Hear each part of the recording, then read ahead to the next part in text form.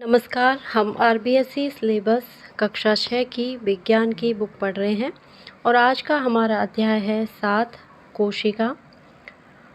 अध्ययन बिंदु कोशिका एवं कोशिका की खोज, कोशिकीय संगठन के आधार पर जीव, कोशिका का माप, कोशिका की आकृति, कोशिका के विभिन्न भाग, प्रोकैरियोट्स एवं यूकैरियोट्स, कोशिका एवं कोशिका की खोज।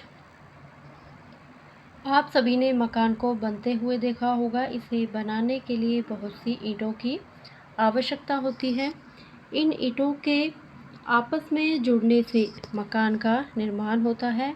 इस प्रकार सभी जीव जंतुओं के शरीर का निर्माण भी अनेक कोशिकाओं से मिलकर हुआ है। क्या आप अनुमान लगा सकते हैं कि हमारा शरीर कितनी कोशिकाओं से मिलकर बना है? रॉबर्ट हुक ने सन 1665 में सर्वप्रथम कोशिका की खोज की थी। उन्होंने स्वयं द्वारा निर्मित सूक्ष्मदर्शी के नीचे कॉर्क की पतली परत को रखकर देखा। कॉर्क की पतली परत में उन्हें मधुमक्खी के छत्ते के समान कोष्ठ दिखाई दिए। इन कोष्ठों को रॉबर्ट हुक ने कोशिका नाम दिए। कॉर्क की पतली परत में कोष्ठ। कोशिकीय संगठन के आधार पर जीव। मनुष्य द्वारा सबसे दूसरे बड़े जीव जंतुओं का शरीर कई खराब कोशिकाओं से मिलकर बना होता है। वह जीव जिसका शरीर एक से अधिक कोशिकाओं से मिलकर बना होता है बहुकोशिकीय जीव कहलाते हैं। कुछ जीव जैसे अमीबा, पैरामीशियम आदि का शरीर एक कोशिका से बना होता है। इन्हें एक कोशिकीय जीव कहते हैं। एक कोशिकीय जीव भी बहुकोशिकीय जीव के समान श्वसन, पाचन, वृद्धि, जनन जैसे सभी क्रियाएं करता है। प्रत्येक कोशिका में एक केंद्रक होता है। कोशिका में स्थित केंद्रक के चारों ओर पाई जाने वाली झिल्ली की अनुपस्थिति व उपस्थिति के आधार पर जीवों को क्रमशः प्रोकैरियोट्स एवं यूकैरियोट्स में विभाजित किया गया है। कोशिका का माप, साइज। कोशिका का आकार 1 मीटर के 10 लाखवें भाग माइक्रोमीटर के बराबर सूक्ष्म हो सकता है अथवा कुछ सेंटीमीटर लंबा हो सकता है। अधिकतर कोशिकाएं अति सूक्ष्म होती हैं। इन्हें नग्न आँखों से नहीं देखा जा सकता। सूक्ष्मदर्शी यंत्र की सहायता से कोशिका को देखा जा सकता है। सबसे छोटी कोशिका का आकार 0.1 से 0.5 माइक्रोमीटर है, जो कि जीवाणु की कोशिका है। सबसे बड़ी कोशिका शुतुरमुर्ग का अंडा है, जिसका आकार 170 गुना 130 मिलीमीटर होता है। कोशिका की आकृति। कुछ कोशिकाओं की आकृति निश्चित नहीं होती, वे अपना आकार बदलती रहती हैं, जैसे अमीबा, माइकोप्लाज्मा। हमारे शरीर में विभिन्न प्रकार की कोशिकाएं पाई जाती हैं। इनका आकार कैसा होता है, आओ जानकारी करें। कुछ कोशिकाएं गोल व चपटी होती हैं, जैसे रक्त कणिकाएं। कुछ कोशिकाएं लंबी व तरकू रूप में होती हैं। इनके दोनों सिरे नुकीले होते हैं, जैसे पेशी कोशिका। ये तरकू रूपी पेशी कोशिका है। कई कोशिकाएं बहुत लंबी व शाखित होती हैं, जैसे तंत्रिका कोशिका। सामान्यतः कोशिकाएं गोल, चपटी अथवा लंबी होती हैं। क्या बड़े आकार के जीवों की कोशिकाओं का आकार बड़ा होता है? यह बिल्कुल भी आवश्यक नहीं है। बड़े आकार के जीवों की कोशिकाओं का आकार बड़ा व छोटे आकार की जीवों की कोशिकाओं का आकार छोटा होता है। कोशिका के आकार का संबंध कोशिका के कार्य से होता है। उदाहरण, तंत्रिका कोशिकाएं संदेशों को एक स्थान से दूसरे स्थान तक पहुंचाती है। मनुष्य एवं चूहे के आकार में बहुत अंतर होते हुए दोनों की तंत्रिका कोशिकाएं लंबी एवं शाखित होती हैं। ऊतक अंग तंत्र। प्रत्येक सजीव की संरचनात्मक इकाई कोशिका है। समान कार्य करने वाली कोशिकाओं के समूह को ऊतक बनाते हैं। समान कार्य करने वाले ऊतकों के समूह अंग बनाते हैं। विभिन्न अंगों से मिलकर तंत्र का निर्माण होता है। विभिन्न तंत्रों से मिलकर शरीर का निर्माण होता है। कोशिका, ऊतक, ऊतक से अंग, अंग से तंत्र और तंत्र से मिलकर शरीर का निर्माण होता है। आओ करके देखें। प्याज का एक टुकड़ा लीजिए। चिमटी की सहायता से प्याज से एक पतली झिल्ली को निकालिए। इसे कांच की स्लाइड पर रखिए। मिथाइलिन ब्लू की एक बूंद डालकर उस पर कवर स्लिप रखिए। कवर स्लिप रखते हुए ध्यान रखें कि उसमें वायु के बुलबुले न रहें। स्लाइड को सूक्ष्मदर्शी के नीचे रखकर ध्यानपूर्वक अवलोकन कीजिए। पेंसिल की सहायता से अपनी कॉपी में इसका चित्र बनाइए। ये प्याज की एक पतली झिल्ली की कोशिका है। गतिविधि 2। एक स्वच्छ प्लास्टिक का चम्मच लीजिए। इसके पिछले सिरे से गाल के अंदर के भाग को धीरे से खुरचिए। इस कुर्शन को कांच की स्लाइड पर रखें। पानी में रखिए। इस पर मिथाइलिन ब्लू की 1-2 बूंद डालिए। स्लाइड को सूक्ष्मदर्शी के नीचे रखकर ध्यानपूर्वक देखिए। इसमें कोशिका झिल्ली एवं केंद्रक को पहचानिए तथा चित्र बनाकर उसे नामांकित कीजिए। कोशिका के विभिन्न भाग।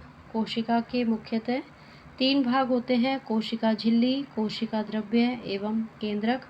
कोशिका झिल्ली यह कोशिका का बाहरी आवरण बनाती है। इसे प्लाज्मा झिल्ली भी कहते हैं। यह सरंध्र छिद्र युक्त होती है तथा वसा व प्रोटीन की बनी होती है। कोशिका झिल्ली कुछ चयनित पदार्थों को ही कोशिका में प्रवेश करने देती है तथा अनुपयोगी पदार्थों को बाहर निकालने में सहायक है। यह झिल्ली जंतु एवं पादप कोशिकाओं में एक जैसी ही होती है। पादप कोशिका में इस झिल्ली के बाहर सेलुलोज पदार्थ का एक अतिरिक्त मोटा आवरण होता है जिसे कोशिका भित्ति कहते हैं। कोशिका भित्ति के कारण ही पादप कोशिकाओं की आकृति निश्चित होती है। कोशिका द्रव्य। कोशिका झिल्ली और केंद्रक के मध्य स्थित द्रव्य को कोशिका द्रव्य कहते हैं। यह जेली जैसा पदार्थ होता है। इसमें माइटोकॉन्ड्रिया, रिक्तिकाएं, गोल्जिकाएं, अंतःप्रद्रव्यी झिल्लिकाएं, हरित लवक आदि संरचनाएं पाई जाती हैं। कोशिका द्रव्य में पाई जाने वाली इन संरचनाओं को कोशिकांग कहते हैं।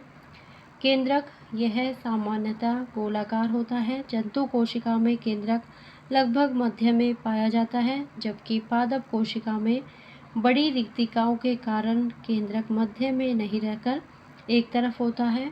यह दोहरी इकाई झिल्ली द्वारा घिरा रहता है। इस झिल्ली में पदार्थों के आने जाने के लिए सूक्ष्म छिद्र होते हैं। केंद्रक में एक छोटी सघन संरचना होती है जिसे केंद्रिका अथवा न्यूक्लियोलस कहते हैं। केंद्रक में धागे के समान संरचनाएं होती हैं जिन्हें गुणसूत्र कहते हैं। गुणसूत्रों पर जीन पाए जाते हैं जो आनुवांशिक गुणों अथवा लक्षणों को जनक से अगली पीढ़ी तक पहुंचाते हैं। कोशिकाओं के सभी कार्यों पर केंद्रक का नियंत्रण होता है। प्रोकैरियोट्स एवं यूकैरियोट्स। जीवाणु की कोशिका में केंद्रक के चारों ओर केंद्रक झिल्ली नहीं पाई जाती है। ये ऐसी कोशिकाएं जिसके केंद्रक के चारों ओर केंद्रक झिल्ली नहीं होती है उन्हें प्रोकैरियोटिक कोशिकाएं कहते हैं तथा इस प्रकार की कोशिकाओं वाले जीवों को प्रोकैरियोट्स कहते हैं। ऐसी कोशिकाएं जिसके केंद्रक के चारों ओर केंद्रक झिल्ली का आवरण होता है उन्हें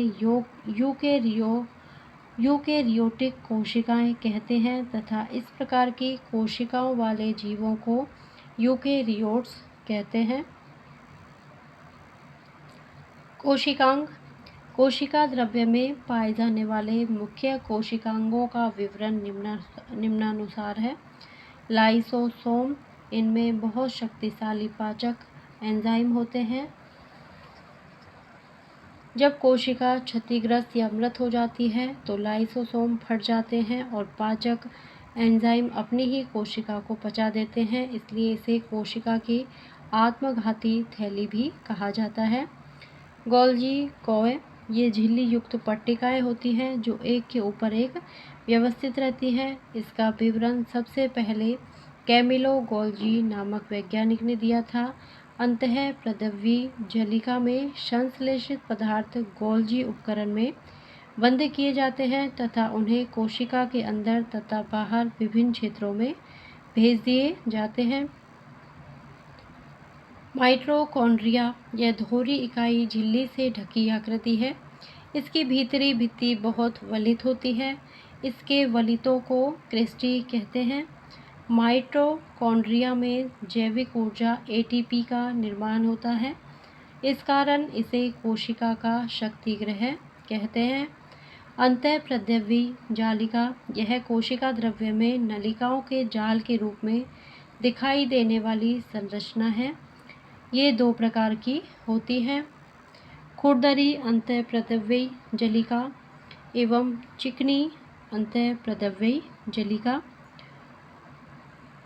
खुरदरी अंतःप्रद्रवी जालिका पर राइबोसोम पाए जाते हैं जो प्रोटीन संश्लेषण का कार्य करते हैं। प्लेस्टिड ये पादप कोशिका के कोशिका द्रव्य में पाए जाते हैं। अधिकांश प्लेस्टिड में एक हरे रंग का वर्णक पाया जाता है जिसे क्लोरोफिल या पर्ण रहित कहते हैं तथा हरे रंग के प्लेस्टिड को क्लोरोप्लास्ट अथवा हरितलवक कहते हैं।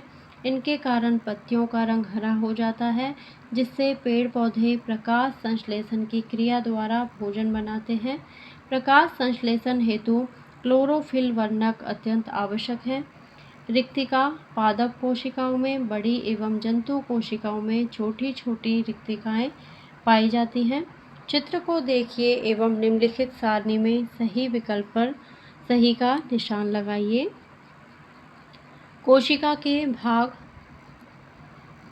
कोशिका भित्ति, केंद्रक की स्थिति, रिक्तिका का आकार, प्लेस्टिड, जंतु कोशिका में उपस्थित है या अनुपस्थित, जो भी सही हो वहाँ सही का निशान लगाना है। पादप कोशिका उपस्थित या अनुपस्थित, जो भी सही हो वहाँ तालिका में निशान लगाना है। डॉक्टर हरगोविंद खुराना, इनका जन्म अविभाजित भारतवर्ष के रायपुर जिला मुल्तान पंजाब नामक कस्बे में हुआ था। पंजाब विश्वविद्यालय से सन 1943 में बीएससी ऑनर्स तथा सन 1945 में एमएससी ऑनर्स परीक्षाओं में उत्तीर्ण हुए तथा भारत सरकार से छात्रवृत्ति पाकर इंग्लैंड गए। यहाँ लिवरपूल विश्वविद्यालय में प्रोफेसर ए रॉबर्टसन के अधीन अनुसंधान कर इन्होंने डॉक्टरेट की उपाधि प्राप्त की। डॉक्टर खुराना ने सर्वप्रथम प्रोटीन संश्लेषण में न्यूक्लियोटाइड की भूमिका को प्रदर्शित किया। इन्हें 1968 में आनुवंशिकी के क्षेत्र में उत्कृष्ट कार्यों हेतु नोबेल पुरस्कार प्रदान किया गया। इन्हें भारत सरकार द्वारा पद्म विभूषण सम्मान से अलंकृत किया गया। डॉक्टर सतीश सी माहेश्वरी ने बीएससी ऑनर्स, एमएससी एवं पीएचडी की उपाधि दिल्ली विश्वविद्यालय से प्राप्त की। इन्होंने प्रोफेसर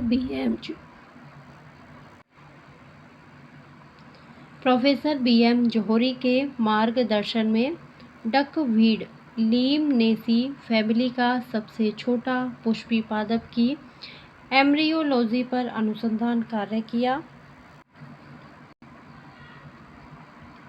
डॉक्टर माहेश्वरी के समूह ने पुंकेसर कल्चर तकनीक का उपयोग फसल पशुपालन एवं सजावटी पौधों को उन्नत करने में किया। डॉक्टर माहेश्वरी के 200 रिसर्च पेपर प्रकाशित हुए एवं signal transduction mechanism in plants नामक एक पुस्तक का लेखन कार्य किया।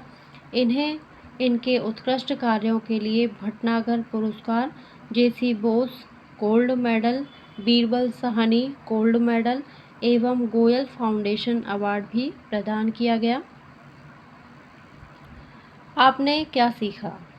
कोशिका की खोज रॉबर्ट हुक नामक वैज्ञानिक ने 1665 ईस्वी में की। शुतुरमुर्ग का अंडा सबसे बड़ी कोशिका है। पादप कोशिका में कोशिका भित्ति पाई जाती है, जिसका जंतु कोशिका में अभाव होता है। कोशिका झिल्ली और केंद्रक के मध्य स्थित द्रव्य को कोशिका द्रव्य कहते हैं। ऐसी कोशिकाएं जिसमें केंद्रक झिल्ली का अभाव हो प्रोकैरियोटिक कोशिकाएं कहलाती हैं। क्लोरोप्लास्ट हरितलवक में क्लोरोफिल पर्णहरित पाया जाता है। केंद्रक में धागे के समान संरचना पाई जाती है, जिन्हें गुणसूत्र कहते हैं। अब है अभ्यास कार्य और इसी के साथ ही हमारा ये पाठ पूरा होता है। अगर आपको मेरा वीडियो पसंद आता हो तो प्लीज़ इसे लाइक करें, शेयर करें और मेरे चैनल पे आप नए हो तो मेरे चैनल को सब्सक्राइब करें। Thank you.